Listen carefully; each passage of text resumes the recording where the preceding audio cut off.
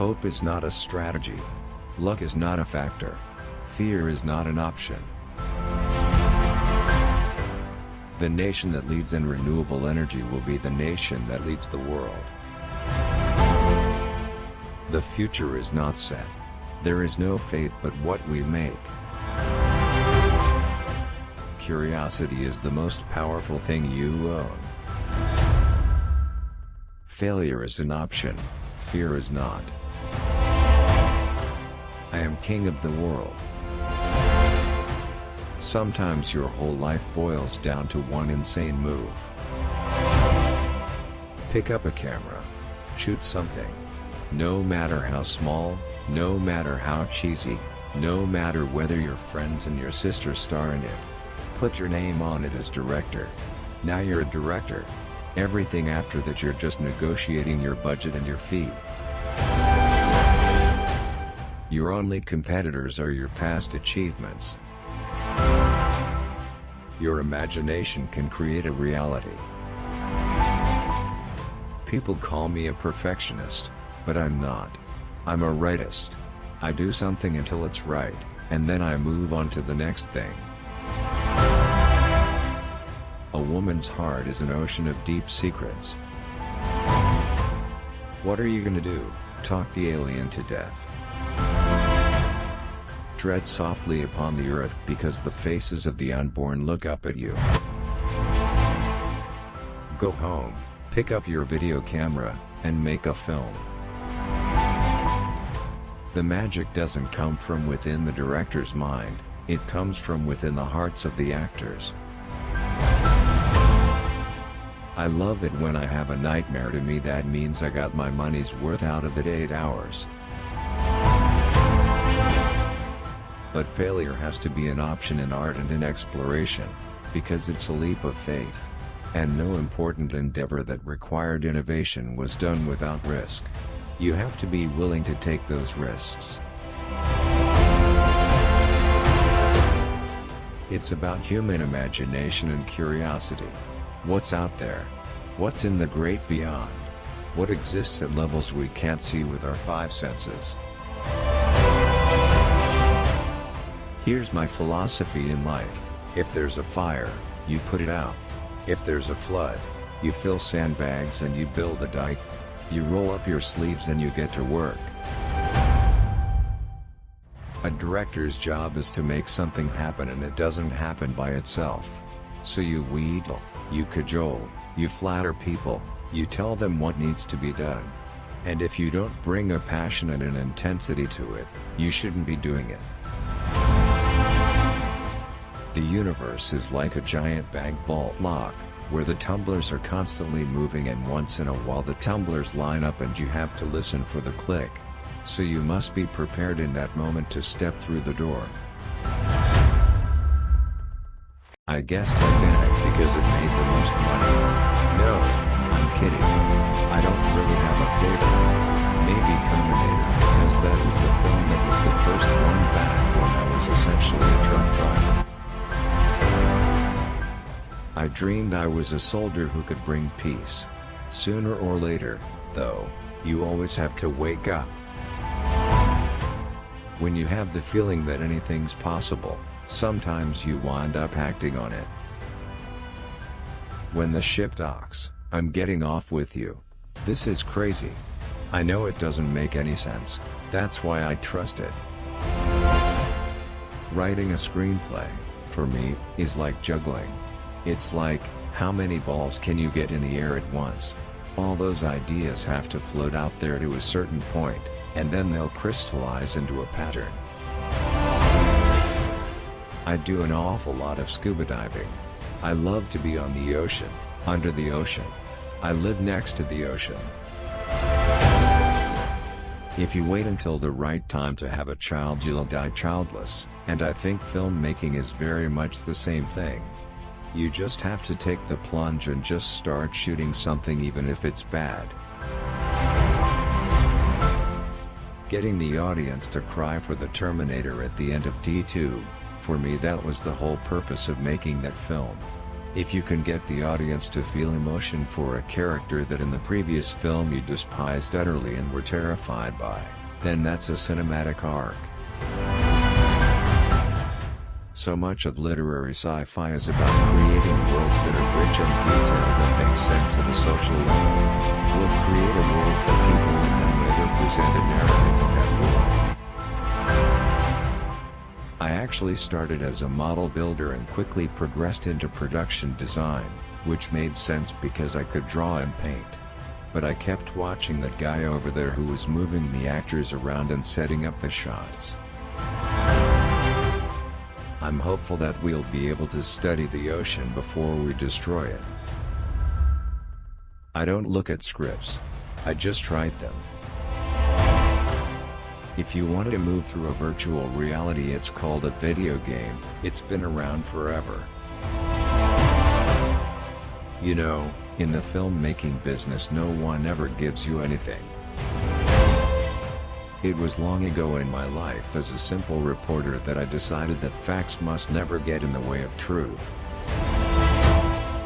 You can't be an environmentalist, you can't be an ocean steward without truly walking the walk, and you can't walk the walk in the world of the future, the world ahead of us, the world of our children, not eating a plant-based diet. Nature's not our enemy, it's our sustenance, and we need it. And we need nature healthy for us to be healthy and to survive long term. To convince people to back your idea, you've got to sell it to yourself and know when it's the moment. Sometimes that means waiting. It's like surfing. You don't create energy, you just harvest energy already out there. You can't really call yourself an environmentalist if you're still consuming animals. You just can't. Don't get seduced by your own stuff, work hard to keep a blank slate state of mind each time you watch your film. Every time you dive, you hope you'll see something new, some new species. Sometimes the ocean gives you a gift, sometimes it doesn't. God wears white flannels. If it was up to the studio, everything would be shot with a camcorder. Hate is a disease, and in 1930 I became sick with hatred. It's important for me to have hope because that's my job as a parent, to have hope for my kids, that we're not going to leave them in a world that's in shambles, that's a chaotic place, that's a dangerous place.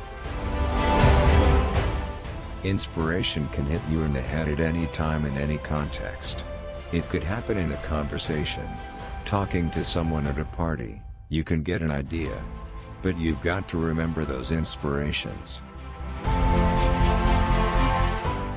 It's not a requirement to eat animals, we just choose to do it, so it becomes a moral choice and one that is having a huge impact on the planet, using up resources and destroying the biosphere.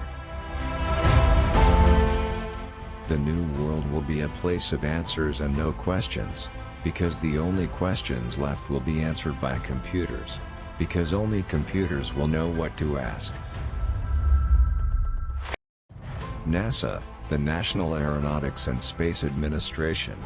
Where else but in Texas would men set up to administer space?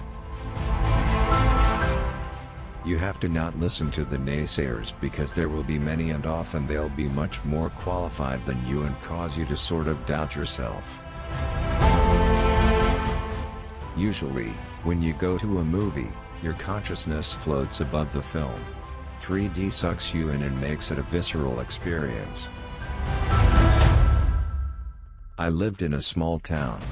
It was 2,000 people in Canada. A little river that went through it and we swam in there was a lot of water around. Niagara Falls was about 4 or 5 miles away. Religions fulfill deep-seated psychological needs for people, and if you don't get it from a specific religious doctrine, you'll get it from the kind of films I like to make. A film like The Terminator is consciously meant to give a sense of empowerment to the individual. We have a great responsibility. Whatever we make will become the truth, The visual reality that a generation will accept. You don't rest well as long as you're seeking vengeance. I feel sad justice wasn't done. But it's time to move on and sleep well. The quickest way to destroy ocean science is to take human explorers out of the water. Action is a way of externalizing an emotional state. You might not be running, leaping, climbing and doing all that. But, the way you create that emotional state in a movie is by having the characters at physical jeopardy that they have to work against. I certainly didn't think of myself as gifted. The standards for being gifted in my environment were if you were good in Little League or if you were good in football. I'm certainly not a fan of conversion when you could shoot the movie in 3D. Muslims shared many of the deep-seated characteristics of the Anglo-Saxon elite: an intuitive resentment of culture, an amicable contempt for women, a proclivity for riding about on horses, a pleasure in discipline, and a covert homophilia. I was always fascinated by engineering. Maybe it was an attempt to get my father's respect or interest, or maybe it was just a genetic love of technology, but I was always trying to build things. When Nikita Khrushchev wrapped himself in the bloody mantle of the Tsars, he broke Hungary, he broke the little communist parties over the Western world, and he broke the hearts of many honest men who had trusted a little too far, a little too long. I always do makeup touch-ups myself, especially for blood, wounds, and dirt. It saves so much time. In writing the new films, I've come to realize that Avatar's world, story and characters have become even richer than I anticipated, and it became apparent that 2 films would not be enough to capture everything I wanted to put on screen. Much of my life seems in retrospect to have been spent in the company of putative national leaders passing through the process of being denounced and imprisoned for sedition, as part of the inevitable progression towards the prime ministership and the ritual tea party at Windsor Castle. It took me a long time to realize that you have to have a bit of an inner language with actors. You have to give them something that they can act with.